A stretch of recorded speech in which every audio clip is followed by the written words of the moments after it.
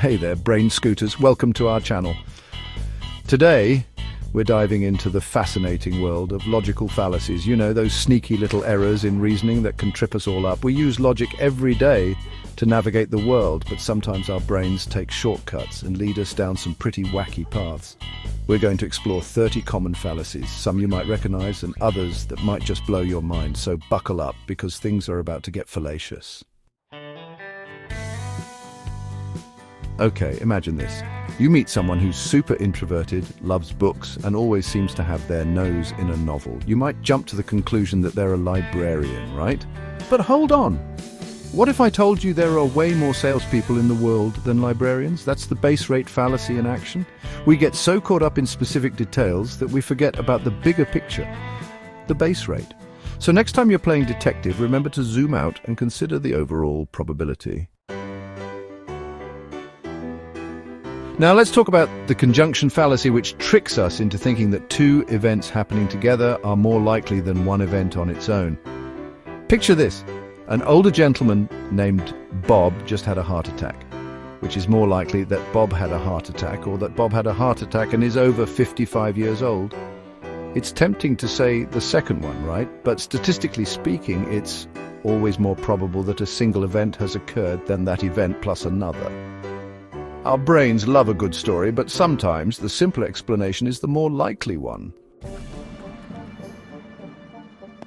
This fallacy is all about mistaken identity, in the world of logic, that is. Imagine you see someone wearing a mask and you think it's your friend John.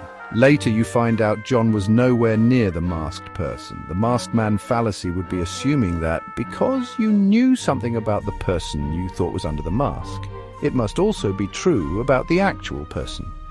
We can't just swap descriptions without considering if they actually refer to the same thing. Chapter 4. Ever argue with someone who keeps changing the rules of the game? That's the moving the goalpost fallacy. Let's say you're debating the existence of Bigfoot. You present evidence of footprints and eyewitness accounts, but your skeptical friend keeps demanding more proof. No matter how much evidence you pile up, they keep shifting the burden of proof, making it impossible to win the argument. Frustrating, right? Chapter 5. This one's for all you sports fans out there. The hot hand fallacy makes us believe that a basketball player who's made a few shots in a row is on fire and more likely to make the next shot. But here's the thing. Statistically speaking, each shot is an independent event. Previous successes don't influence the outcome of future attempts, so as much as we love rooting for a streak, the hot hand fallacy is just our brains trying to find patterns in randomness. Chapter 6. The existential fallacy is all about assuming something exists just because we talk about it. Imagine a sign that says all trespassers will be prosecuted. Sounds official, right? But hold on. Does that mean there are actually trespassers? Nope. Just because we've made a rule about them doesn't mean they exist. It's like saying all unicorns will be given free cupcakes. Sounds delicious, but not very logical. Imagine a castle with a heavily fortified tower, the motte, and a surrounding courtyard, the bailey. In an argument, someone using the motte and bailey tactic starts with a controversial claim. The bailey, when challenged, they retreat to a less controversial position, the motte, acting like they were arguing that point all along. It's like saying all taxes are theft, and then when pressed, backpedaling to, well, some taxes could be used more efficiently. Sneaky, right? This fallacy reminds us that two wrongs don't make a right, at least not in logic. It happens when we try to draw a positive conclusion from negative premises. For instance, no cats are dogs, and Fido is not a cat. Therefore, Fido is a dog. See the problem? Just because Fido isn't a cat doesn't automatically make him a dog. Our brains want to find patterns, but sometimes we need to pump the brakes and remember that not everything fits neatly into boxes. Have you ever argued with someone who keeps changing the definition of a word to fit their argument? That's the definitional retreat fallacy. Let's say you're debating whether a certain action is ethical. Your opponent defines ethical in a way that supports their view, ignoring the common understanding of the word. It's like saying stealing is ethical because I define ethical as taking what you need. By constantly shifting the meaning, they avoid actually addressing the issue. The post hoc fallacy is all about assuming that because B happened after A, then A must have caused B. For example, I started wearing this lucky hat and now my team is winning. The hat must be lucky. But correlation doesn't equal causation. Just because two things happen close together in time doesn't mean one caused the other. There could be other factors at play, or it could just be a coincidence. Words have power, and the persuasive definition fallacy uses that power to sway our opinions. Instead of providing a neutral definition, it uses emotionally charged language to influence our thinking. For example, an advertisement might describe a product as luxurious or eco-friendly without providing any evidence to support those claims. It's all about using words to create a desired emotional response, rather than presenting objective information. We often rely on feedback to improve, but the feedback fallacy reminds us to be discerning about our sources. It happens when we blindly accept an evaluation without considering the evaluator's biases or expertise. For example, imagine a student receiving praise from a teacher who's known for giving everyone high marks. Is that praise truly reflective of the student's abilities? Maybe, maybe not. It's important to evaluate the evaluator before accepting their feedback as gospel. Chapter 13. The homunculus fallacy, circular reasoning in disguise. The homunculus fallacy is a bit of a mind bender. It happens when we try to explain a concept by using the concept itself without actually providing a real explanation. For example, if you ask how vision works and someone says, "We see because our eyes have tiny little people inside them who look at the world," that's the homunculus fallacy. It's like saying sleep is caused by sleepiness. It's true, but it doesn't actually explain anything. Chapter 14. The if by whiskey fallacy, playing both sides. Politicians are masters of the if by whiskey fallacy, which involves supporting both sides of an issue to appeal to everyone. It's a way of avoiding taking a firm stance and potentially alienating voters. For example, a politician might say, if by lowering taxes you mean putting more money in the pockets of hardworking Americans, then I'm all for it. But if by lowering taxes you mean cutting funding for essential services, then I'm against it. It sounds like they've taken a stand, but in reality they've just said two contradictory things. Chapter 15. The loaded label fallacy, the power of words. We all know the power of a good label, and the loaded label fallacy exploits this by using emotionally charged language to influence our opinions. Instead of presenting a neutral argument, it uses words that evoke strong feelings to sway us to their side. For example, instead of saying we need to reduce government spending, someone might say we need to stop this reckless government overspending. See how the second statement is more likely to evoke a negative reaction? That's the loaded label fallacy at work. Imagine a kettle filled with a jumble of random objects. That's kind of what the kettle logic fallacy is like. It involves using multiple inconsistent arguments to defend a point, even if those arguments contradict each other. It's like saying, I didn't break the vase. Besides, it was already cracked. And anyway, you shouldn't have put it there in the first place. The arguments might seem individually persuasive, but taken together, they reveal a lack of logical consistency. The lump of labor fallacy is an economic theory that just doesn't hold water. It assumes that there's a fixed amount of work to go around and that if we reduce working hours, we'll automatically reduce unemployment. But the reality is much more complex. The amount of work available isn't fixed, and reducing working hours can have a ripple effect on productivity, wages, and even the creation of new jobs. The mereological fallacy tricks us into focusing on the parts while ignoring the whole.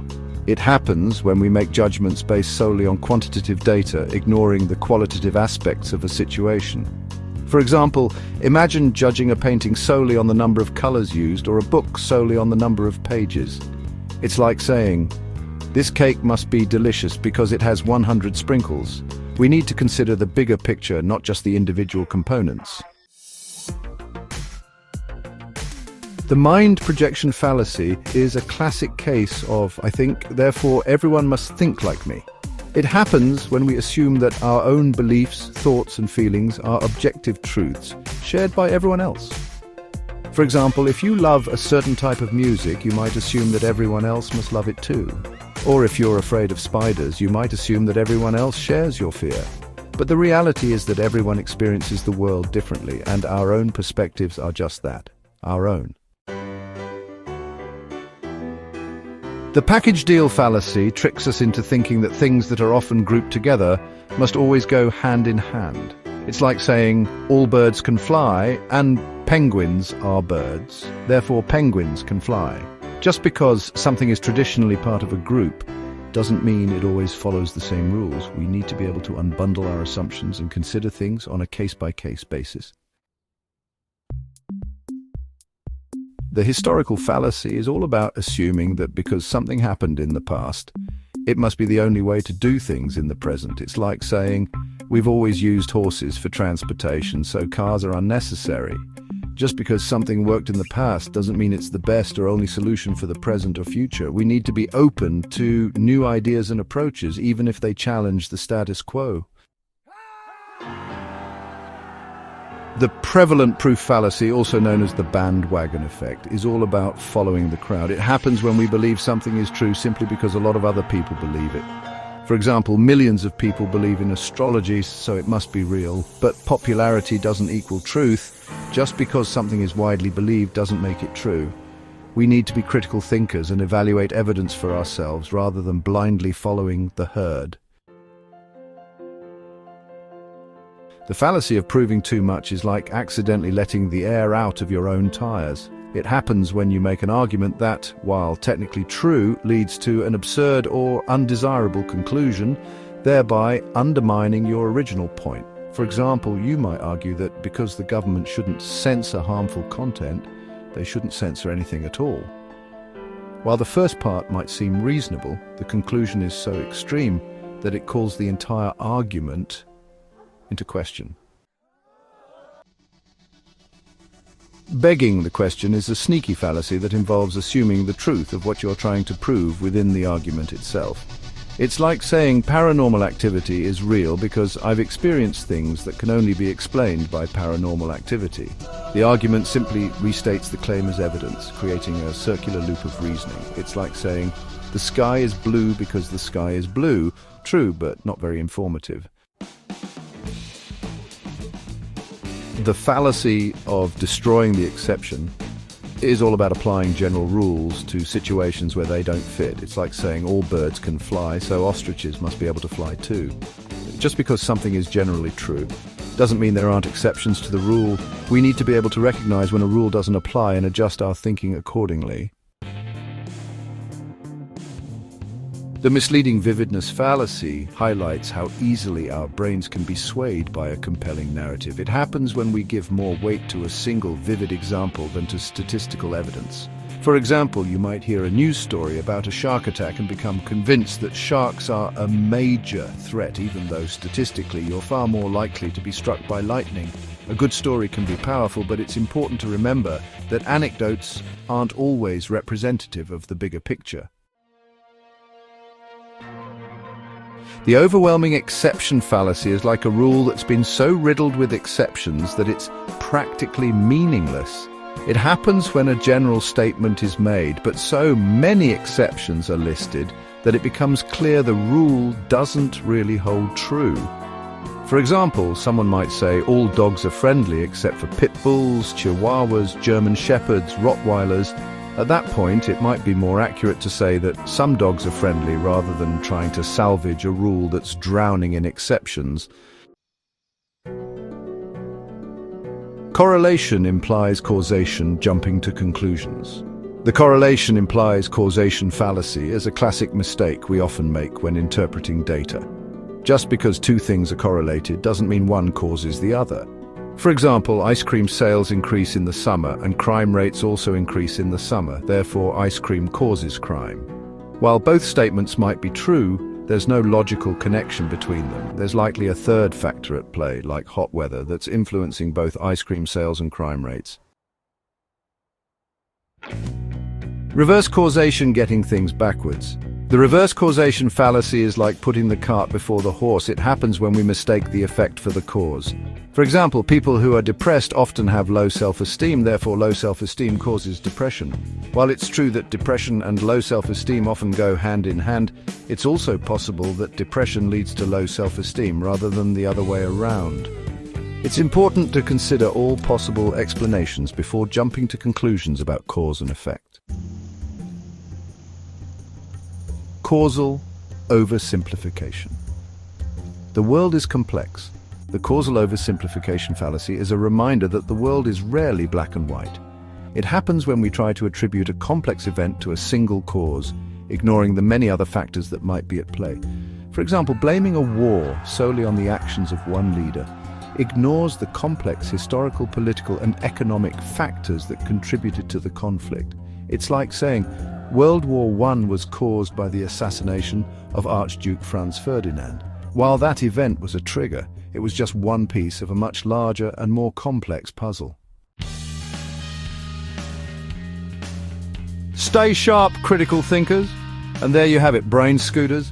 30 mind-bending fallacies that can trip us up in our everyday lives. Remember, critical thinking is like a muscle. The more we use it, the stronger it gets. So, next time you're evaluating an argument, be on the lookout for these fallacies. Thanks for watching. If you found this video helpful, don't forget to like, share, and subscribe. Join our Discord to discuss this video or suggest ideas for the next one. Link in the description.